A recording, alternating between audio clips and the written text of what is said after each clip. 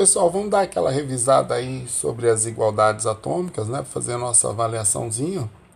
Então, o que são essas igualdades atômicas? Vão ser aquelas questões de isótopos, isóbaros, isótonos e espécies isoeletrônicas, né?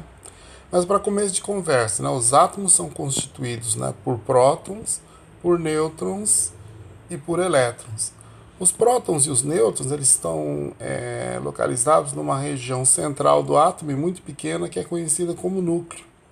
E os elétrons eles giram ao redor do núcleo numa região que chama eletrosfera. Isso aí está estabelecido já desde o modelo de Bohr, né? Os elétrons são partículas muito pequenas e muito leves, a massa deles é desprezível. E 1.800 vezes mais pesados que os elétrons são os prótons e os nêutrons. Os prótons e os nêutrons, sendo as partículas que dão massa ao átomo, vão constituir lá na frente o que a gente vai chamar de número de massa, ou seja, número das partículas pesadas do átomo. Quando a gente representa o símbolo do elemento, a gente pode também representar números que vão nos ajudar a calcular as partículas que estão presentes naquele átomo. O número de massa, representado pela letra A, ele fica no lado esquerdo superior e ele representa a somatória de prótons e de nêutrons, ou seja, aquilo que eu falei agora há pouco vai representar o número de partículas pesadas que aquele átomo tem, aquelas partículas que dão massa para aquele átomo. Já o número atômico ele vai identificar o tipo do átomo, né?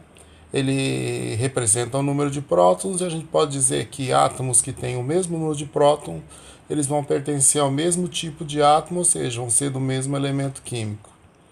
Aqui do lado superior direito, a gente vai ver a carga, que pode ser zero, positiva ou pode ser negativa. Essa carga aí a gente vai utilizar na hora de calcular o número de elétrons.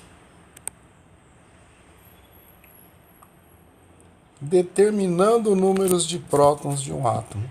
Se eu conhecer o número atômico Z desse átomo, que é o número que fica no rodapé esquerdo, quando eu represento junto com o símbolo, esse número de prótons vai ser o próprio Z, que é a marca registrada do átomo, né? A carteirinha de identidade dele é o seu número de prótons.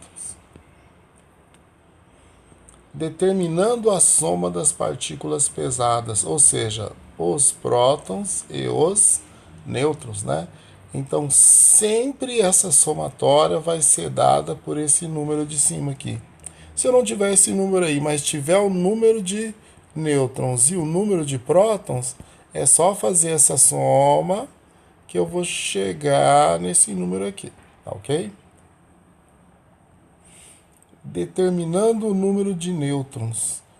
Já que o número de cima é a somatória de prótons e nêutrons e de baixo é só o de prótons, se eu fizer como a gente fala lá na sala de aula, né, o de cima menos o de baixo, a gente vai encontrar o número de nêutrons daquele átomo. Determinando o número de elétrons a partir da carga. É aquilo que a gente fala, né? Se o átomo é positivo, é porque ele perdeu elétrons. Se ele é negativo, ele ganhou elétrons. Se ele tem carga zero, ele está com a sua quantidade de elétrons original, que é aquela igual ao número de prótons. Mas vamos ver como é que funciona isso.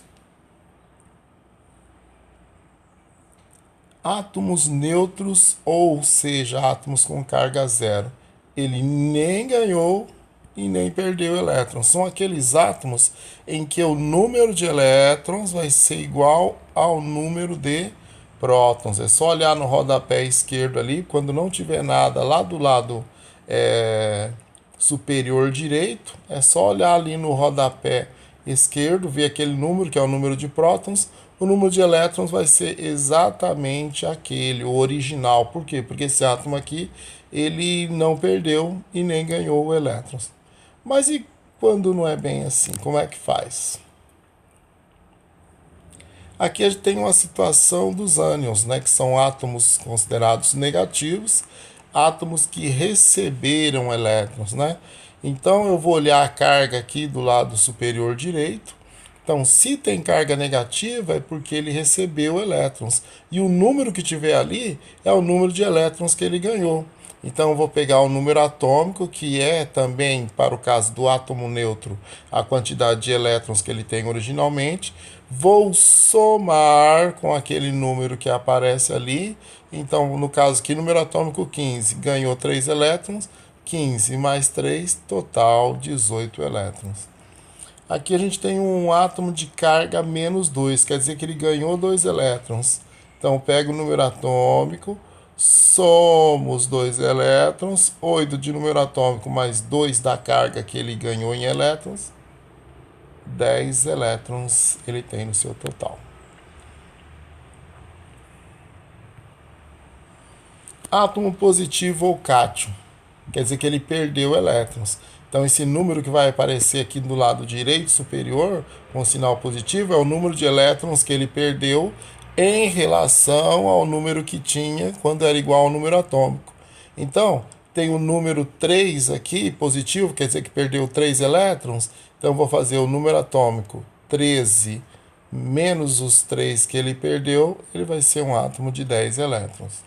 Aqui eu vou pegar o número atômico 20 menos os 2 que ele perdeu, 20 menos 2, ele vai ser um átomo de 18 elétrons. Calculando o número de elétrons, né?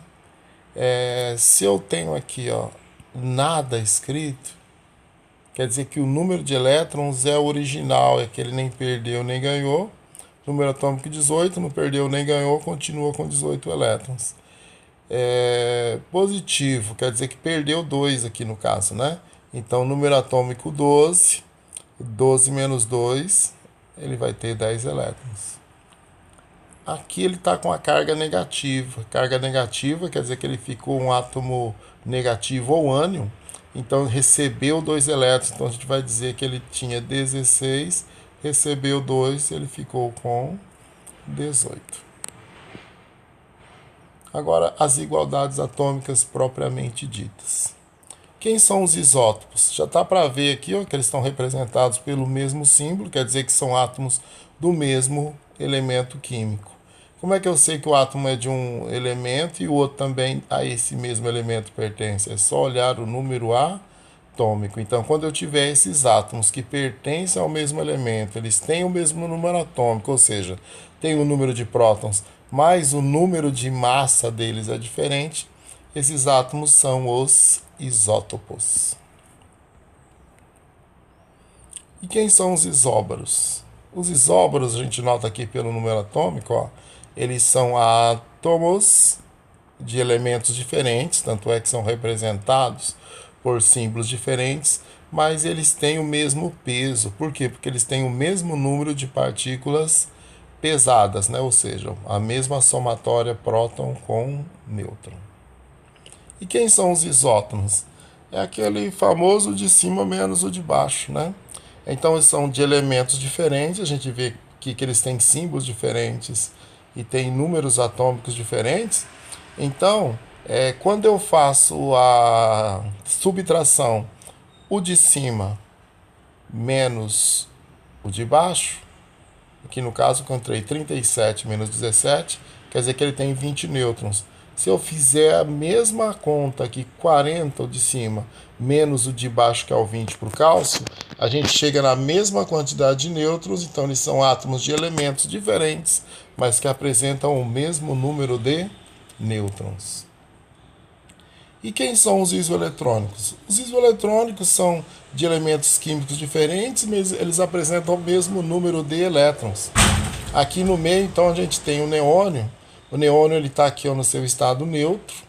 Então, ele tem 10 elétrons, porque seu número atômico é igual a 10, né? Então, a gente tem o pessoal aqui na vizinhança. Aqui à esquerda, a gente vê o oxigênio, que originalmente tinha 8 elétrons, né? A carga menos 2 quer dizer que ele ganhou 2 elétrons. 8 recebeu 2 elétrons, ficou com 10. Ele ficou, então, isoeletrônico do neônio. Aqui do outro lado a gente tem o magnésio. O magnésio ele tem originalmente 12 elétrons. Aqui a carga dele mais 2 está dizendo que ele perdeu 2 elétrons, né? Se ele perdeu 2 elétrons, 12 menos 2, ele tem 10 elétrons. Então, todos esses três átomos aqui, elementos diferentes, mas com número de elétrons iguais, então são todos eles isoeletrônicos entre si. Joinha, então o que a gente pode dizer? O recado foi dado, é só a gente estudar aí e arrasar aí na nossa avaliação, tá ok?